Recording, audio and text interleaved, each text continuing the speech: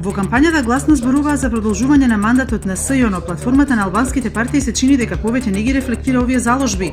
Нова ТВ побара одговори од членовите на ДУИ дали тие се залагаат за продолжување на мандатот на СЈО или не. Сафет Незири, долгогодишен пратеник и висок функционер на ДУИ, вели дека тоа ќе зависи од начинот на кој што ќе се одвиваат преговорите и кој преговарач за владината коалиција СДСМ или ВМРО-ДПМН ќе биде подоминантен.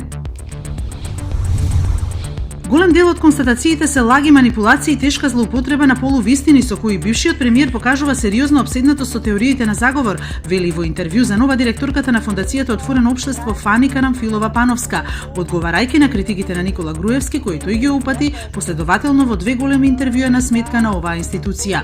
Според неја, тоа е само продолжение на притисокот врз оваа фондација која трае со години и е во контекст на долго најавуваната чистка со неистомисленици и критичарите на власта.